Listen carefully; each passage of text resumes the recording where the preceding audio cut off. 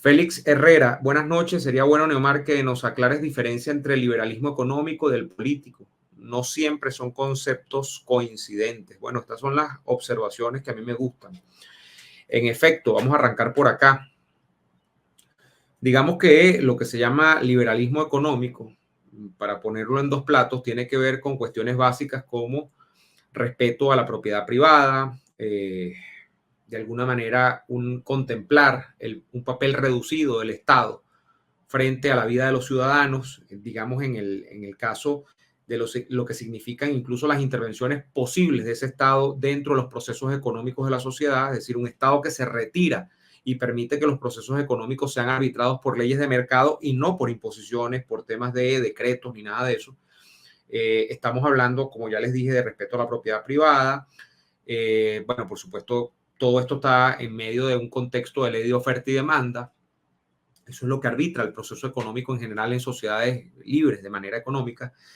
Estamos hablando de, a ver, ¿qué más? En el caso del liberalismo económico, eso es básicamente el liberalismo económico. Un liberalismo económico que tiene mucho que beber de lo que fue el proceso de desarrollo capitalista en Inglaterra, sobre todo, ¿no? Algunos califican el liberalismo económico como liberalismo manchesteriano, porque tiene que ver con el proceso de industrialización en Manchester, Inglaterra, o sea, o lo que tiene que ver con justamente la revolución industrial y todo lo que además derivó luego en la aplicación más o menos de estos preceptos que yo les estoy comentando, ¿no?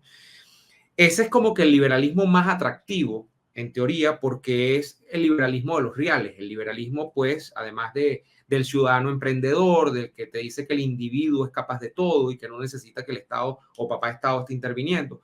Ese es como que el que más nos resuena a nosotros. Pero en efecto, como dice Félix, hay una cara política, incluso social, del liberalismo, ¿no?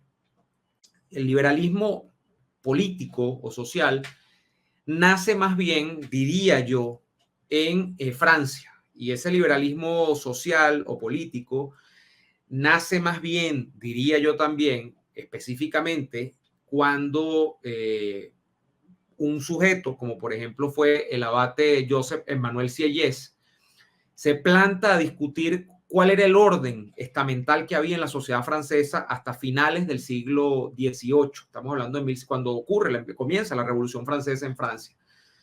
Era un orden cerrado, básicamente, donde las clases privilegiadas eran el clero, los nobles y la monarquía. Y entonces, este cura, por decirlo de alguna manera, Joseph Emmanuel Sieyès, sobre quien un profesor que yo tuve en la Simón Bolívar, que ya está fuera del país, que si me ve, bueno, le mando un abrazo. Omar Noria hizo un gran libro. Comienza como a poner en entredicho ese orden estamental que tiene la sociedad y dice, epa, aquí tenemos que decidir todos en esta sociedad. No solamente esto es una sociedad para que la arbitre el clero, los nobles y la monarquía, que en el caso de esa Francia era una monarquía absoluta, además, ¿no? O sea, ni siquiera estamos hablando de una monarquía del estilo como las que quedan en el Reino Unido de la Gran Bretaña o las que quedan en España, que son monarquías atenuadas por la vía del parlamentarismo, ¿no? Entonces, ¿qué ocurre? Ese liberalismo político lo que básicamente quiere venir a decir es que los asuntos políticos y los asuntos de fe en medio del Estado se tienen que separar. Esas aguas no pueden coincidir en un mismo compartimiento y una cosa es la política y otra cosa es la religión.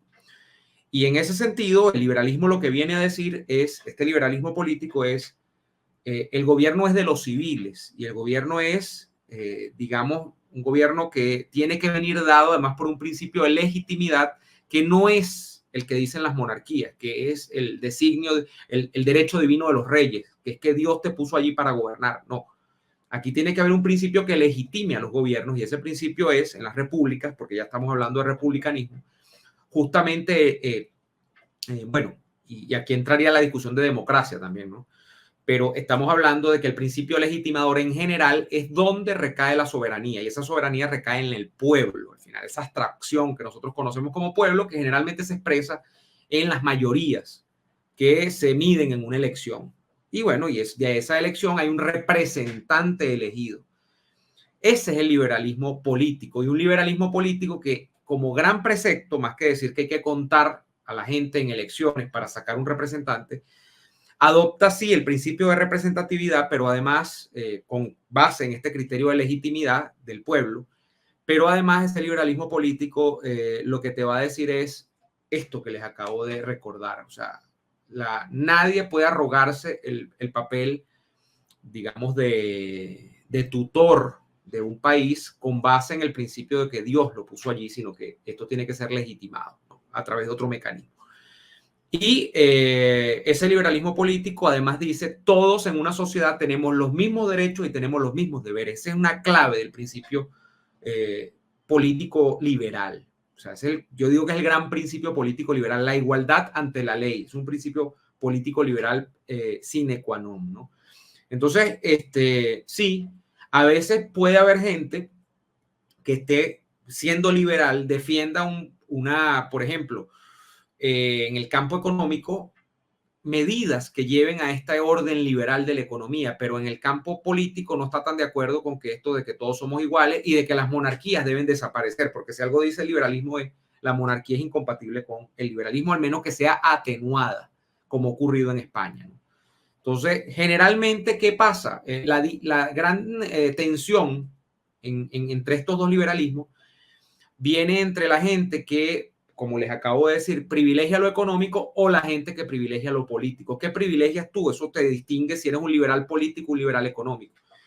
En general, no ser un liberal político a esta altura del partido es complicado porque la mayoría de los sistemas políticos que hay en el mundo son democracias liberales, y de allí viene el término, que son democracias representativas al final de cuentas, y donde de alguna manera se practica el principio de la igualdad ante la ley de todos los ciudadanos, que es la condición, el citoyen en francés, no sé cómo se dice en francés, pero se escribe citoyen, la condición que nos hace igual. Usted no es sino un ciudadano, es lo que lo hace igual ante la ley.